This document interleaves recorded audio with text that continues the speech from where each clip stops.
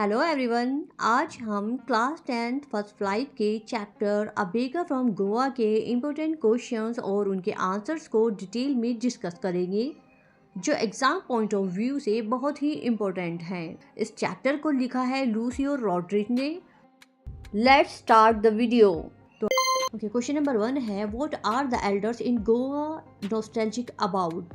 गोवा के बुजुर्ग किस बात को याद करके नॉस्टैल्जिक हो जाते हैं। नॉस्टैल्जिक का मतलब है पुरानी यादों को याद करके खुश होना और इमोशनल होना। तो वो किस बात को याद करके इमोशनल हो जाते हैं। हमारा आंसर बनता है the elders in Goa are nostalgic about the good old Portuguese days and their loves of bread and loaves. The writer says that eaters loaves have left but the makers still exist. जो लोग elders थे वो पुराने Portuguese days को old Portuguese days को याद करते हैं। वो अपना प्यार ब्रेड के लिए याद करते हैं। आगे इसमें राइटर कहता है जो खाने वाले थे ब्रेड को वो तो चले गए हैं लेकिन उसको बनाने वाले आज भी एग्जिस्ट करते हैं। क्वेश्चन नंबर 2 है is bread making still popular in Goa, how do you know. क्या आज भी ब्रेड मेकिंग पॉपुलर है गोवा में और हाउ डू यू नो, आप ये कैसे जानते हैं। इसका आंसर है यस, हाँ, bread making is still popular in Goa. Bread making आज भी पॉपुलर है गोवा में। This is very clear from the narrator's statement that the eaters have gone away leaving the makers behind. There are mixers, molders, and the ones who bake the loaf. The time-tested still exists there. आज भी bread making जो है popular है गोवा में और ये बहुत ही clear करता है नैरेटर का ये स्टेटमेंट कि ये जो ब्रेड को खाने वाले हैं वो तो चले गए लेकिन बनाने वाले आज भी है, यानी उसका प्रोफेशन आज भी चल रहा है। ब्रेड बनाने के लिए जो मिक्सर्स, मोल्डर्स और जो भी फर्नेसेस यूज होती थी उसको बेक करने के लिए वो आज भी एग्जिस्ट करती है गोवा में। क्वेश्चन नंबर 3 है what is the baker called. Baker को क्या कहा जाता था। तो इसका आंसर बनता है the baker is called a pader in Goa. तो जो बेकर होते थे उनको पैडर बोला जाता था गोवा में। क्वेश्चन नंबर 4 है when would the baker come every day, why did the children run to meet him. जो बेकरी वाला होता था, जो ब्रेड बनाने वाला होता था, वो रोज़ किस किस टाइम आता था और बच्चे उसका आने को उसको मिलना क्यों पसंद करते थे, बच्चों को क्यों पसंद था इतना बेकरी वाला। इसका आंसर है the baker would come twice a day. जो बेकरी वाला होता था वो दिन में 2 बार आता था, once early in the morning and the second time when he return after selling his stuff. तो चिल्ड्रन जो थे would run to meet him as they wanted to have bread bangles, क्योंकि बच्चों को ब्रेड बैंगल्स बहुत पसंद थी तो बच्चे उसकी आवाज़ सुनकर उसको मिलना पसंद करते थे, उससे वो ब्रेड बैंगल्स लेना पसंद करते थे। क्वेश्चन नंबर 5 है match the following what is must. कब किस ओकेजन के लिए क्या चीज़ ज़रूरी होती थी। Number 1 as marriage gift, for a party और a feast, for a daughter's engagement, for Christmas. तो इनके करेक्ट आंसर है एज मैरिज गिफ्ट के लिए स्वीट ब्रेड कोल्ड बॉल जो बोला जाता था तो स्वीट ब्रेड मस्ट होती थी। फॉर अ पार्टी और फीस के लिए ब्रेड मस्ट होती थी। फॉर अ डॉटर्स इंगेजमेंट के लिए सैंडविचेस मस्ट होते थे और फॉर क्रिसमस पार्टीज़ के लिए केक्स और बॉलिनहेस मस्ट होते थे। क्वेश्चन नंबर 6 है what did the baker wear. जो बेकर होते थे वो क्या पहनते थे। क्वेश्चन नंबर 6 है what did the baker wear. Baker जो थे वो क्या पहनते थे।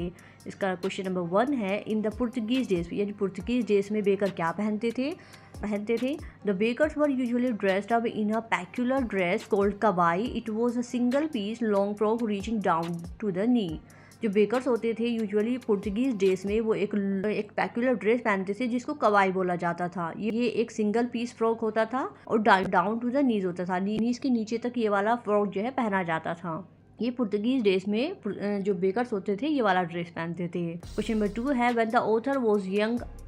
और जब ऑथर यंग था, जब ऑथर छोटा था तो बेकर्स थे वो क्या पहनते थे। तो during his childhood days the author saw the bakers wearing a shirt and trousers which were shorter than full length once and longer than half pants. जब ऑथर छोटा था तो वो देखता था कि जो बेकर्स होते थे वो एक शर्ट पहनते थे और ट्राउजर्स पहनते थे। जो ट्राउज़र होता था वो शॉर्ट होता था फुल लेंथ से और लॉन्गर होता था हाफ पैंट से। क्वेश्चन नंबर 7 है who invites the comment he dressed like a पैडर वाई। इसका मतलब है वह कौन था जिस पर कमेंट किए जाते थे कि वे पैडर जैसे कपड़े पहने हुए हैं और क्यों।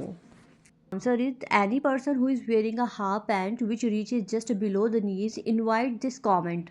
तो कोई भी पर्सन जो हाफ पैंट पहनता था और उसकी हाफ पैंट इतनी होती थी कि वो नीचे से नीची होती थी, तो उसको कमेंट किया जाता था ही जस्ट लाइक अ बेकर। ये वहाँ का बेकर ही पहनता था। नोन एज अ पैडर, तो पैडर भी के नाम से भी जानते थे। Use to dress like that, तो इसलिए जो भी आम इंसान ऐसी ड्रेस पहनता था उसको बोला जाता था कि ये एक पैडर जैसा दिख रहा है, तो इसको पैडर बोला जाता था।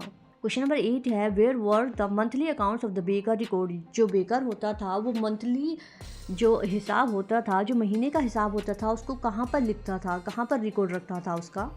इसका आंसर है monthly accounts of the baker were recorded on some wall in the house with a pencil. जो बेकर होता था वो मंथली हिसाब जो है उस घर की वॉल पर लिख जाता था पेंसिल से।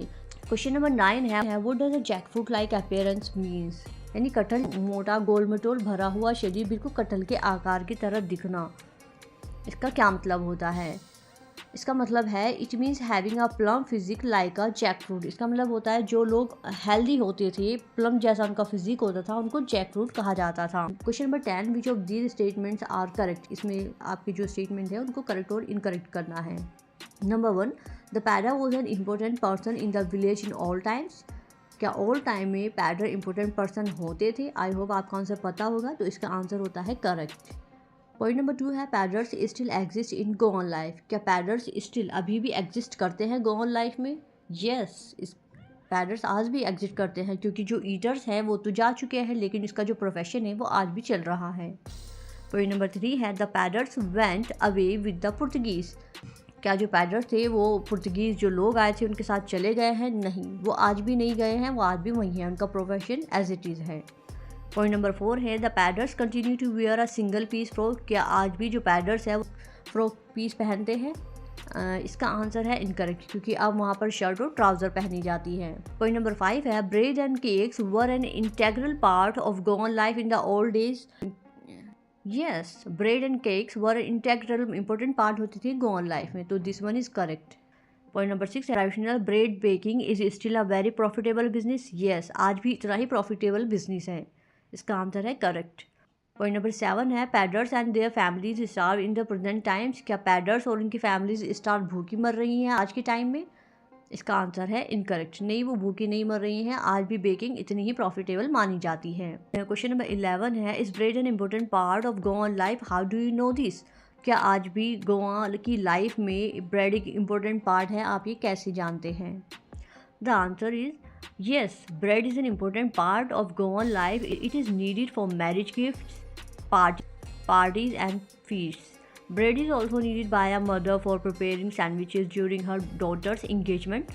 Thus, it is necessary to have bread for every occasion, because of which the presence of a baker's furnace in the village is very important. Bread important part है आज भी गोवा की लाइफ में, ये ज़रूरी होती है मैरिज गिफ्ट्स में, पार्टीज़ में और फीस्ट में। Bread is also needed, bread की ज़रूरत पड़ती है। Bread is also needed by a mother for preparing sandwiches during her daughter's engagement. जब डॉटर की इंगेजमेंट होती है तो मदर उसके लिए सैंडविचेज रेडी करती है, जिसके लिए भी ब्रेड इंपॉर्टेंट होता है। इट इज़ नेसेसरी, ये बहुत ज़रूरी है, to have bread for every occasion, हर ओकेजन पर ब्रेड मस्ट होती है। Because of which the presence of a baker's furnace in the village is very important. यही वजह है कि जो बेकर्स का फर्नेस है आज भी बहुत ही इंपॉर्टेंट प्लेस रखता है गोवा की लाइफ में। क्वेश्चन नंबर 12 है tick the right answers, what is the tone of the author when he says the following. Author की टोन क्या थी जब वो इस बारे में बात कर रहा है। पॉइंट नंबर 1 द थर्ड and the jingles of the traditional bakers' bamboo can still be heard in some places. Staff bamboo की जो साउंड भी आज भी कहीं सुनी जाती है, तो ये एक क्या होती है, नॉस्टैल्जिक पॉइंट है ये, तो इसका आंसर है नॉस्टैल्जिक। पॉइंट नंबर 2 है maybe the father is not alive but the son still carries on the family profession. हो सकता है फादर अलाइव ना हो बट द सन जो है आज भी उसके जो प्रोफेशन को है कैरी किए हुए हैं।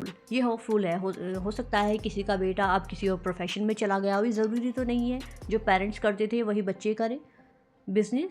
इसका आंसर है hopeful. Point number 3 I still recall the typical fragrance of those loves. वो आज भी उस पुरानी जो वो एक स्मेल उसको याद कर रहा है, तो इसका आंसर है नॉस्टैल्जिक, क्योंकि वो पुरानी यादों को याद कर रहा है, उस स्मेल को याद कर रहा है। पॉइंट नंबर 4 है the tiger never brush his teeth, how T could wash and clean up everything so Knightley after all. इसका मतलब है, ये डायलॉग है ना कि टाइगर कभी ब्रश नहीं करता है या मुंह नहीं धोता है।